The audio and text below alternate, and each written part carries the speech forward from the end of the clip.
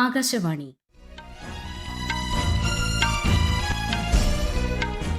നമസ്കാരം. വാർത്തകൾ വായിക്കുന്നത് സോഫിയ ഡാനിയൽ.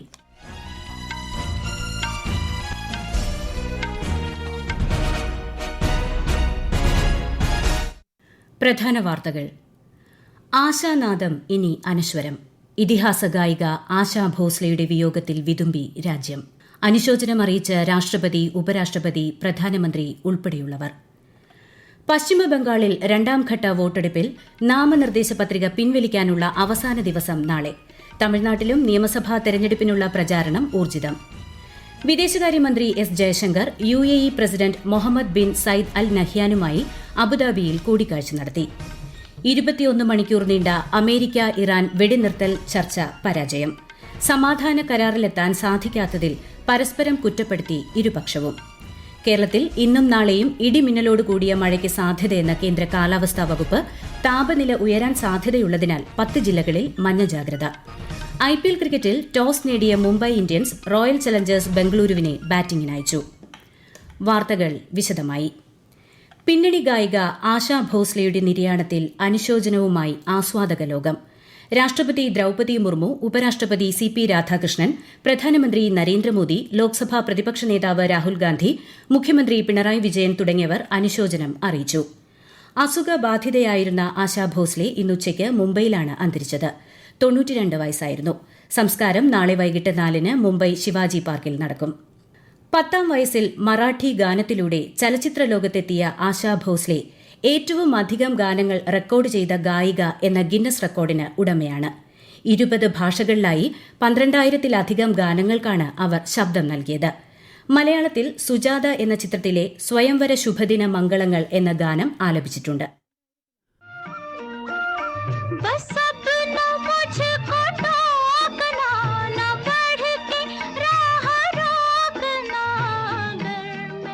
മനുഷ്യഹൃദയങ്ങളുടെ വികാരവിചാരങ്ങൾക്ക് സ്വന്തം ശബ്ദമാധുര്യത്തിലൂടെ ഭാവം പകർന്ന പിന്നണി ഗായികയാണ് ആസ്വാദകർക്കിടയിൽ ആശാതായി എന്നറിയപ്പെടുന്ന ആശാ ഭോസ്ലെ. ആത്മാവിനെ തൊട്ടുണർത്തുന്ന ഗസൽ മുതൽ പ്രണയവും വിരഹവും തുടങ്ങി ആനന്ദത്തിരയിളക്കുന്ന ആവേശഗാനങ്ങൾക്കും ആശ ജീവൻ പകർന്നു.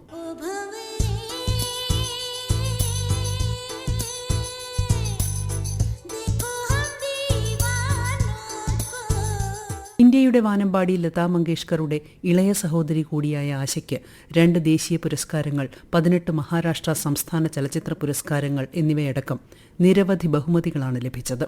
2000-ൽ ചലച്ചിത്ര രംഗത്തെ പരമോന്നത പുരസ്കാരമായ ദാദാസാഹിബ് ഫാൽക്കെ, 2008-ൽ പത്മവിഭൂഷൺ എന്നിവ നൽകി രാജ്യം ആദരിച്ചു.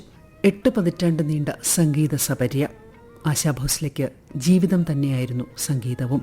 തലമുറകൾ നെഞ്ചേറ്റിയ ശബ്ദവിസ്മയം. ആശാ ഭോസ്ലെ തന്റെ ഗാനങ്ങളിലൂടെ അനശ്വരയായി ഉയർക്കൊള്ളും.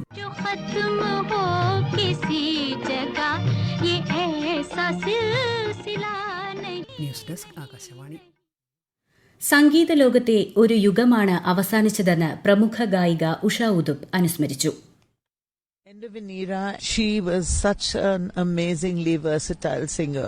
It's just unbelievable to talk about Asha Ji Bhosle in the past. Every time I was in Bombay, I always passed by Prabhu Kunj and I used to ring up Lata Ji Mangeshkar at that time. So versatile. There's never been another versatile singer like her. പാർലമെന്റിന്റെ 3 ദിവസത്തെ പ്രത്യേക സമ്മേളനത്തിന് വ്യാഴാഴ്ച തുടക്കമാകും. സമ്മേളനത്തിന് മുന്നോടിയായി രാജ്യസഭ, ലോക്സഭാ കക്ഷി നേതാക്കൾക്ക് വനിതാ സംവരണ ബിൽ സംബന്ധിച്ച് പ്രധാനമന്ത്രി നരേന്ദ്രമോദി കത്തയച്ചു. വനിതാ സംവരണ ഭേദഗതി ബില്ലിന് അംഗീകാരം നൽകാൻ എല്ലാ അംഗങ്ങളും ഒരുമിക്കണമെന്ന് അദ്ദേഹം അഭിപ്രായപ്പെട്ടു. പശ്ചിമബംഗാളിൽ നിയമസഭാ തെരഞ്ഞെടുപ്പിനുള്ള പ്രചാരണം ശക്തമാക്കി രാഷ്ട്രീയ കക്ഷികൾ. ഈ മാസം 29-ന് നടക്കുന്ന രണ്ടാംഘട്ട വോട്ടെടുപ്പിൽ നാമനിർദ്ദേശ പത്രിക പിൻവലിക്കാനുള്ള അവസാന ദിവസം നാളെയാണ്. പ്രധാനമന്ത്രിയും BJP മുതിർന്ന നേതാവുമായ നരേന്ദ്രമോദി സിലിഗുരിയിൽ പൊതുയോഗത്തെ അഭിസംബോധന ചെയ്തു. തൃണമൂൽ കോൺഗ്രസ് നേതാവും മുഖ്യമന്ത്രിയുമായ മമതാ ബാനർജി വിവിധ ജില്ലകളിലെ റാലികളിൽ സംസാരിച്ചു. നിയമസഭാ തെരഞ്ഞെടുപ്പ് നടക്കുന്ന തമിഴ്നാട്ടിൽ BJP ദേശീയ അധ്യക്ഷൻ നിതിൻ നബിൻ വിരുദുനഗർ ജില്ലയിലെ സാത്തൂരിൽ പ്രചാരണത്തിനെത്തി. DMK മുതിർന്ന നേതാവും മുഖ്യമന്ത്രിയുമായ MK സ്റ്റാലിൻ ഇന്ന് പരമക്കുടിയിൽ പ്രചാരണ പരിപാടിയിൽ സംസാരിച്ചു. തമിഴക വെട്രി കഴകം അധ്യക്ഷനും നടനുമായ വിജയ് കന്യാകുമാരിയിൽ റോഡ് ഷോയിൽ പങ്കെടുത്തു. വിദേശകാര്യമന്ത്രി S Jaishankar UAE president Mohamed bin Zayed al നഹ്യാനുമായി അബുദാബിയിൽ കൂടിക്കാഴ്ച നടത്തി. പശ്ചിമേഷ്യൻ സംഘർഷത്തിന്റെ പശ്ചാത്തലത്തിൽ UAEയിലെ ഇന്ത്യൻ സമൂഹത്തിന്റെ ക്ഷേമം ഉറപ്പാക്കിയതിന് നന്ദി അറിയിക്കുന്നതായി ശ്രീ ജയശങ്കർ സമൂഹമാധ്യമത്തിൽ കുറിച്ചു. ഈ വാർത്തകൾ ആകാശവാണിയിൽ നിന്ന്. ആകാശവാണി വാർത്തകളും വാർത്താധിഷ്ഠിത പരിപാടികളും all India radio news Thiruvananthapuram YouTube ചാനലിലും all India radio news Thiruvananthapuram Facebook പേജിലും AR News_ തിരുവനന്തപുരം ഇൻസ്റ്റഗ്രാം അക്കൌണ്ടിലും AR News_TVM X ഹാൻഡിലും ലഭ്യമാണ്. അമേരിക്ക ഇറാൻ വെടിനിർത്തൽ ചർച്ച പരാജയം. പാകിസ്ഥാനിലെ ഇസ്ലാമാബാദിൽ 21 മണിക്കൂർ നീണ്ട ചർച്ച സമാധാന കരാറിലെത്തുന്നതിൽ പരാജയപ്പെട്ടു. ചർച്ച പരാജയപ്പെട്ടതിൽ ഇരുപക്ഷവും പരസ്പരം കുറ്റപ്പെടുത്തി. ഹോർമുസ് കടലിടുക്കിലേക്കുള്ള കപ്പലുകൾ തടയാൻ അമേരിക്കൻ നാവികസേനയ്ക്ക് നിർദ്ദേശം നൽകിയതായി US പ്രസിഡന്റ് ഡൊണാൾഡ് ട്രംപ്.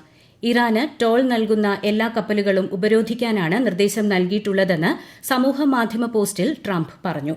രാജ്യത്തെ ഗാർഹിക LPG വിതരണം സാധാരണ നിലയിലെന്ന് കേന്ദ്ര സർക്കാർ. കരിഞ്ചന്തയും പൂഴ്ത്തിവയ്പും തടയാനുള്ള നടപടികൾ പുരോഗമിക്കുകയാണ്.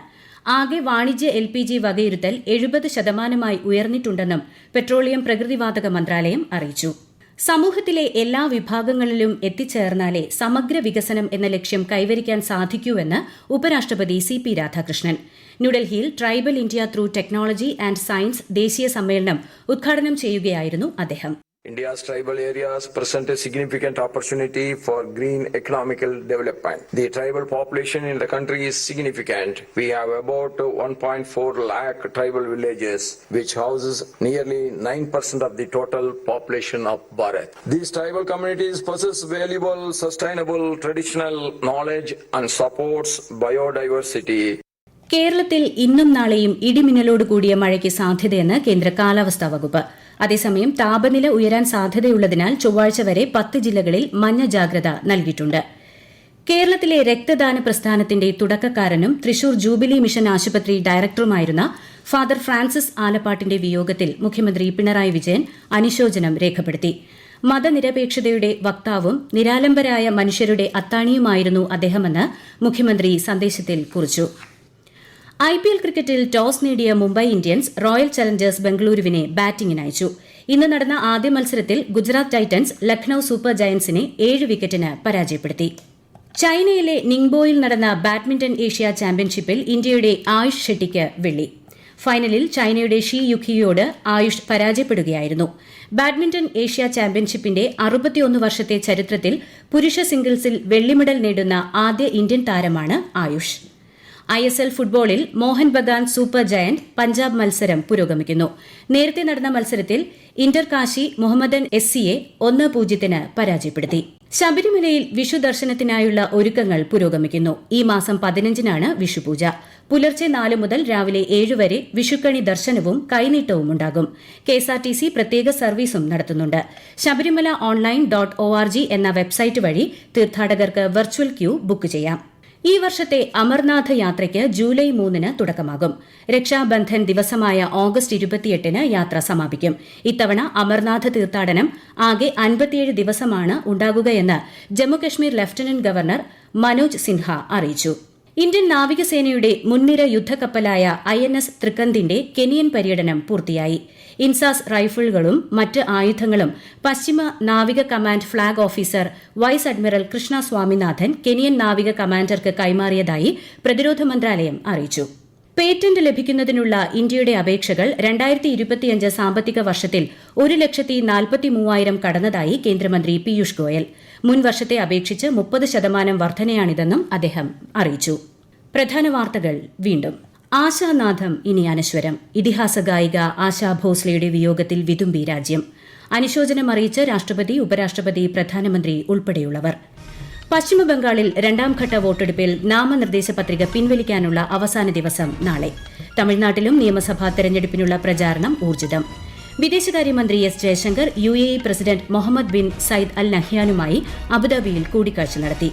21 മണിക്കൂർ നീണ്ട അമേരിക്ക ഇറാൻ വെടിനിർത്തൽ ചർച്ച പരാജയം. സമാധാന കരാറിലെത്താൻ സാധിക്കാത്തതിൽ പരസ്പരം കുറ്റപ്പെടുത്തി ഇരുപക്ഷവും. കേരളത്തിൽ ഇന്നും നാളെയും ഇടിമിന്നലോടുകൂടിയ മഴയ്ക്ക് സാധ്യതയെന്ന് കേന്ദ്ര കാലാവസ്ഥാ വകുപ്പ്. താപനില ഉയരാൻ സാധ്യതയുള്ളതിനാൽ 10 ജില്ലകളിൽ മഞ്ഞ ജാഗ്രത. IPL ക്രിക്കറ്റിൽ ടോസ് നേടിയ മുംബൈ ഇന്ത്യൻസ് റോയൽ ചലഞ്ചേഴ്സ് ബംഗളൂരുവിനെ ബാറ്റിംഗിനയച്ചു. വാർത്തകൾ കഴിഞ്ഞു. അടുത്ത വാർത്താ പ്രക്ഷേപണം 8:35.